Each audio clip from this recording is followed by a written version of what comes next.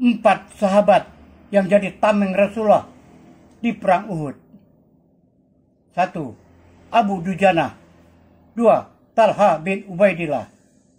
3. Sa'ad bin Abi Waqqas. 4. Ummu Ammarah Nusaybah binti Ka'ab. Gerham Rasulullah patah tertancap anak panah. Dalam perang Uhud, beberapa sahabat Rasulullah SAW dengan penuh keberanian menjadikan diri mereka sebagai tameng hidup untuk melindungi Nabi dari serangan musuh. Setelah pasukan Muslim mengalami kekacauan akibat pasukan pemanah meninggalkan posisi mereka, banyak sahabat gugur dan Rasulullah SAW sempat terluka. Gigi Rasulullah patah tertancap anak panah. Dalam keadaan genting itu, beberapa sahabat tampil luar biasa untuk melindungi beliau. Berikut beberapa di antaranya. 1. Abu Dujana yang membentangkan tubuhnya di depan Nabi SAW untuk menahan anak panah yang mengarah kepadanya. Diriwayatkan tubuhnya penuh dengan luka akibat panah dan pedang. Namun ia tetap bertahan demi melindungi Rasulullah SAW. 2. Talha bin Ubaidillah. Talha melindungi Nabi SAW dengan tubuh dan tangannya hingga tangannya terluka parah. Rasulullah SAW bersabda tentangnya, barang siapa yang ingin melihat seorang syahid yang masih berjalan di bumi, maka lihatlah Talha bin Ubaidillah. Hadis riwayat Tirmizi. 3. Sa'ad bin Abi Waqqas. Ia adalah pemanah andalan. Nabi SAW mendoakannya secara khusus dan memberinya anak panah sambil berkata, "Lemparlah, wahai Sa'ad, ayah dan ibuku tebusan bagimu." Hadis riwayat Bukhari dan Muslim. 4. Ummu Ammarah Nusaybah binti Ka'ab. Seorang wanita pemberani yang ikut berperang. Ia juga melindungi Rasulullah SAW dengan pedang dan perisai, meskipun tubuhnya terkena banyak luka. Peristiwa ini menunjukkan kecintaan dan pengorbanan luar biasa para sahabat terhadap Rasulullah SAW. Mereka rela mempertaruhkan nyawa demi keselamatan beliau. Tameng-tameng cinta di lembah Uhud. Angin gurun berembus kering di pagi itu. Debu menari di antara teriakan pasukan.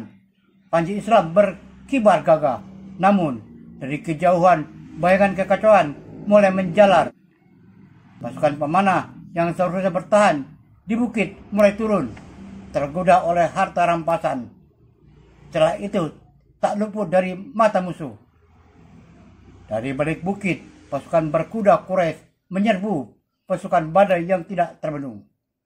Di tengah hiruk pikuk itu, Rasulullah SAW berdiri teguh. Darah menetes dari wajahnya yang mulia. Luka di pelipisnya menandai beratnya ujian hari itu. Namun, lebih pedih dari luka fisik adalah pandangan beliau menyapu medan perang yang kini porak-poranda. Para sahabat gugur satu demi satu. Lalu datanglah Talha bin Ubaidillah berlari menembus hujan panah yang menegakkan tubuh di hadapan Nabi, menjadikan dirinya benteng hidup. Panah demi panah menancap di tangannya. Namun ia tak gentar.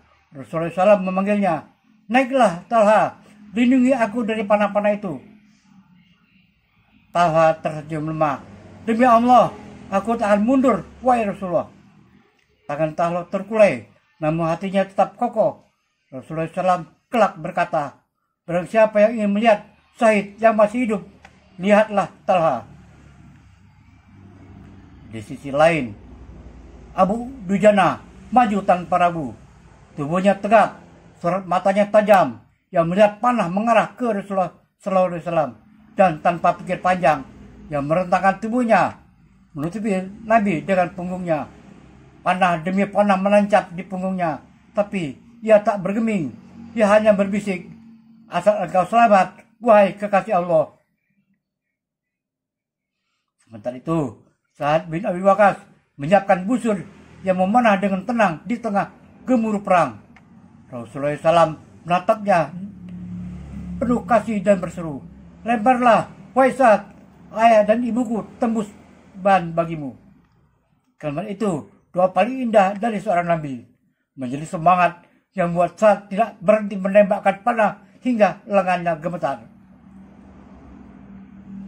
Dan di antara deru pedang terlihat sosok perempuan Ummu Amarah Nusaybah binti Ka'ab dengan perisai dan pedang di tangannya yang melindungi Rasulullah SAW dari serangan musuh. Dalam mengalir di lengannya, tapi langkahnya tidak surut.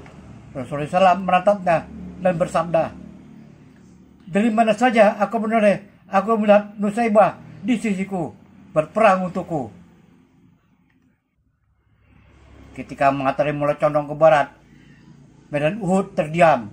Di antara debu dan darah, tubuh-tubuh para sahabat terbaring.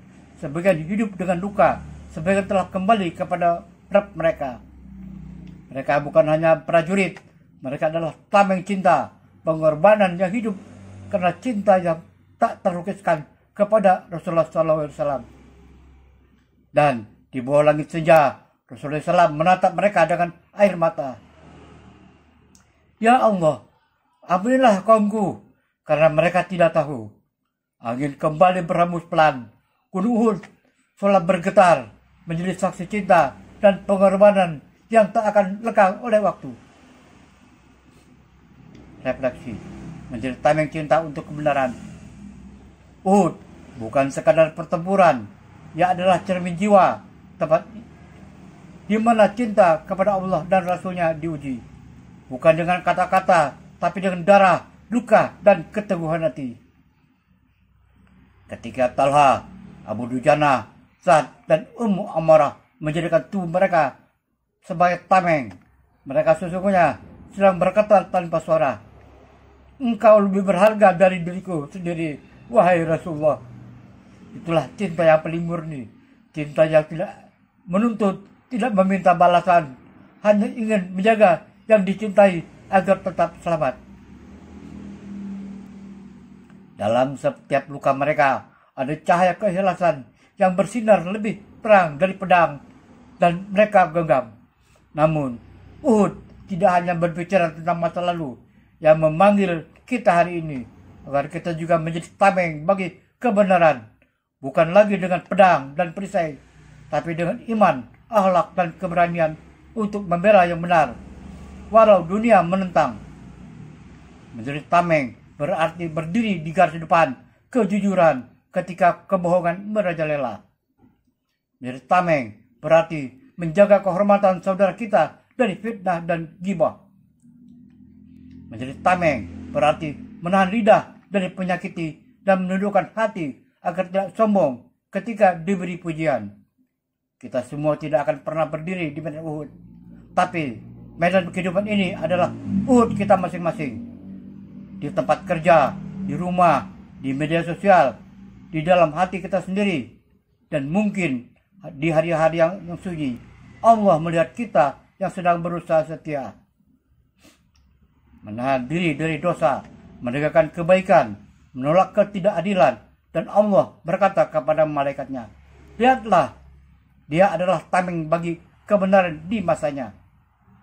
Semoga kita pun kelak ketika bertemu Rasulullah SAW di Telaga Kausar dapat menundukkan kepala dengan haru dan berkata, "Kami tidak sekuat mereka di Uhud, wahai Rasulullah, tapi kami mencoba menjadi tameng kecil untuk kebenaran di zaman yang penuh dengan kebohongan ini." Doa singkat. Allahumma aj'alna min alaidina yuhibbunaka bi yuhibbu nabiyyaka sallallahu alaihi wasallam wa yuhabbibuna a'la al-haq waj'al qulubana ka qulub ashabika fi Uhud sabirihatin muttasibah waj'alna duru'an bil khairi wal adl wala taj'alna min al-ghafirin annar al-haq. Amin. Ya Allah, jadikanlah kami termasuk orang-orang yang mencintaimu dan mencintai Nabi-Mu SAW yang teguh di atas kebenaran. Jadikanlah hati kami seperti hati para sahabatmu di Uhud, sabar dan ikhlas. Jadikanlah kami tameng bagi kebaikan dan keadilan. dan janganlah Engkau jadikan kami termasuk orang-orang yang lalai dalam menegakkan kebenaran. Amin. Inilah kisah sahabat yang menjadikan tubuhnya sebagai perisai Rasulullah Shallallahu Alaihi Wasallam. Saat kekacauan perang Uhud terjadi, Talhah melihat Rasulullah dikepung musuh dari segala arah. Tanpa ragu, ia berlari menghampiri Rasulullah meskipun pedang dan perisainya sudah patah. Ia berdiri di depan untuk melindungi Rasulullah, menahan serangan tombak, panah, dan pedang yang menghujani tubuhnya, hingga 70 anak panah menembus tubuhnya. Kemudian ia melihat Rasulullah berusaha naik ke atas batu, namun beberapa kali tergelincir. Dalam keadaan berlumuran darah, ia membungkukkan tubuhnya dan berkata, "Wahai Rasulullah, naiklah, gunakan tubuhku sebagai tumpuanmu." Dengan air mata yang menetes, Rasulullah menyaksikan pengorbanan sahabatnya dan bersabda, "Jika kalian ingin melihat syahid yang masih berjalan di muka bumi, lihatlah Talhah bin Ubaidillah." Di medan perang Uhud, anak-anak panah melesat dari segala arah, mengincar satu sosok, Rasulullah. Pasukan tercerai-berai, perlindungan runtuh, hingga satu tubuh berdiri kokoh di hadapan beliau, Abu Dujana. Ia tak menyerang, tak membalas. Ia membelakangi musuh, membentangkan tubuhnya, menjadi tameng hidup bagi sang Nabi. Satu demi satu anak panah menancap di punggungnya, 4, 5, 23. Darah mengalir, tapi dia tak bergerak.